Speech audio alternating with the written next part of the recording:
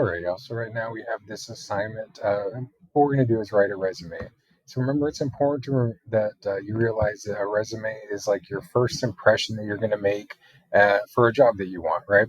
So you got to make sure that this is as close to perfect as you can make it, because remember, you're going to be competing against a bunch of people, right? And the more popular the job is, the more people you're going to be competing against. And it's just gotten even more competitive with websites like LinkedIn and Indeed because it makes it easier to apply for jobs.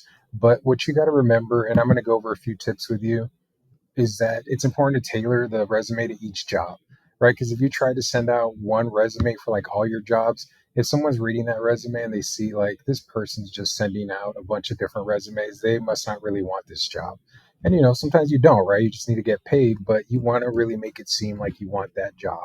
Right. So you got to make sure that you tailor it to this job that you're looking for and make sure like the language that they're using on the job description, you're also using similar language, right? Don't copy and paste it, but if they're using specific words and things like that, you have to make your resume for that job use those specific words. You want to make sure that you have a clear and concise format, right? And by that I mean you want to make sure. And let me show you this example here that you're going to have for your resume. You want it to look something like this, right? Where it's very like simple to see what it is that where your name is, your professional summary, experience, all of these things, your education. You want to make sure you use this real simple format. Some people try to make it all fancy and like columns and all these different pictures and things like that. But if you do that, y'all, there is this thing called the applicant tracking system that it basically is a computer program that weeds out resumes if they look too complicated, right? So you want to make sure that you have it basically simple, right? And so we'll be using this format right here to create your resumes. Quantify as much as possible. So if you worked at a restaurant and you say, yeah, I served a lot of people each day, that's not as powerful as if you say, I served about, 30 to 40 customers per day. That is more specific and people get more a better idea. So if you can put numbers to the things on your resume, that is so much better. Like it says right here, instead of saying I was a manager, say I managed a team of 12 employees. Definitely want to make sure contact info is there, because if not, how are they going to get a hold of you? Right?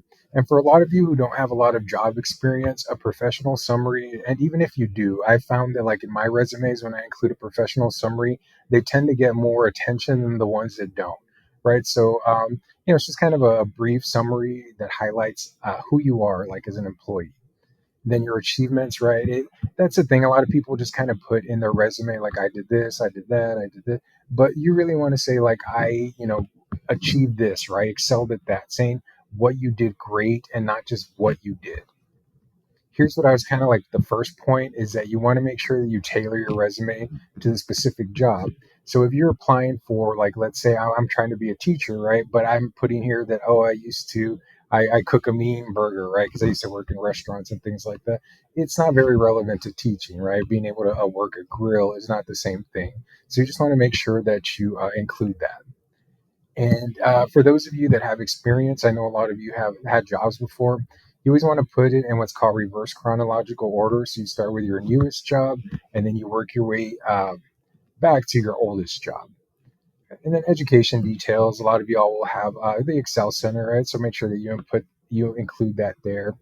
Um, Keywords and buzzwords. Again, try to use a language that's similar to the job description, because, like it says below, right here in the second one, the applicant tracking system. That's that program I was telling you, that the closer your resume is to the job description that they put out, the more likely it is that someone will actually read your resume.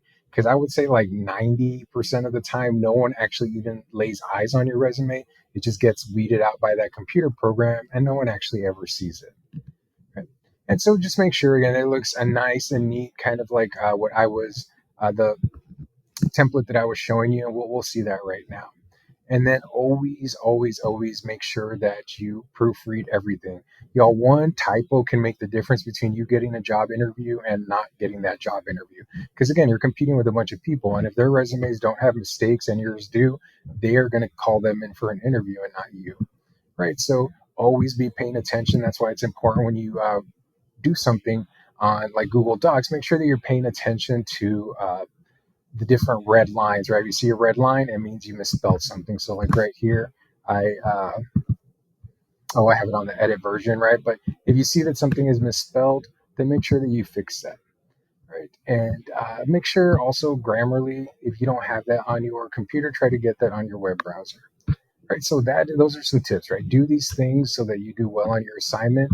And just here's an example of a resume, right? The name, always want to put it up top, your email, your phone number. Again, if they like you, they need to find a way to contact you, and you want to make sure that that is all there. Your professional summary, this is an example of that, kind of a highlight of what who you are as an employee. And so I just have this here that I'm into results, and I have a proven record of STEM program development, career coach. I have a master's, just kind of like so that they get a brief picture of like who I am, just painting a quick picture. And then, so that's a professional summary. You start with that. And like I said, y'all, you get more attention on your resumes if you use a professional summary. Then you have the experience. Like I said before, start with your most current job and then work your way back to your oldest job, right? So here, I'm going to give you this blank template right here, and you're just basically going to fill it in, right? So everything I've been reading, it's just this, right? So I'm going to give you this, and you're just going to make sure to fill it in. So you'll erase this and then just put your name there. Erase this, put your email there. Erase this, put your phone number there. And then here you'll put your professional summary here, um, place of employment. So you would erase this. And then, like if I'm putting mine, I would just say the Adult Learning Center, right? And I'm just making up names here. And then this part right here is the where it was, so like Austin, Texas, and the title of the role. And so just make sure that you all are filling these in with your job experience, right? And after your experience, here you will have education. So whatever education you have, a lot of it's going to be the Excel Center. You'll put that down here. Certifications, if you have any of those. And remember, y'all, if you don't have any, a lot of these you can get on like website. Just Google free certification programs online, and you will be able to find some of these. Like these right here, I got a free trial membership on LinkedIn, and I just did all of these courses, and they came with certifications. Right?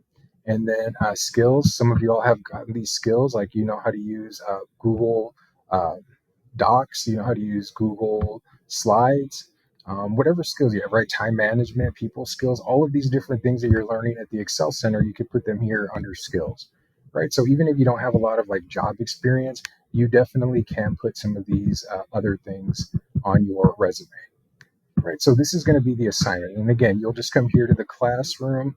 This is the tips for writing a great resume. This is the example I just showed you.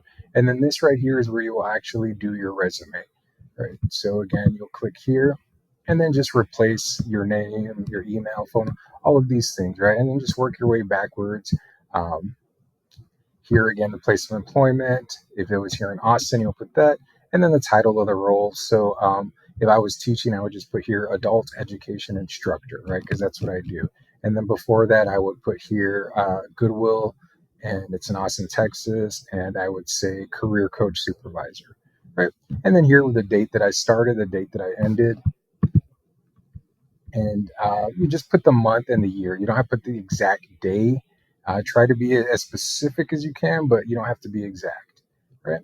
And so then again, the final product that you all will be turning in is this right here, but you will fill it in with your information. All right, so go ahead and take a couple of days to work on this. And this is something that you can take with you. And even if you already created one, make sure that you do it again, but in this format on this template right here.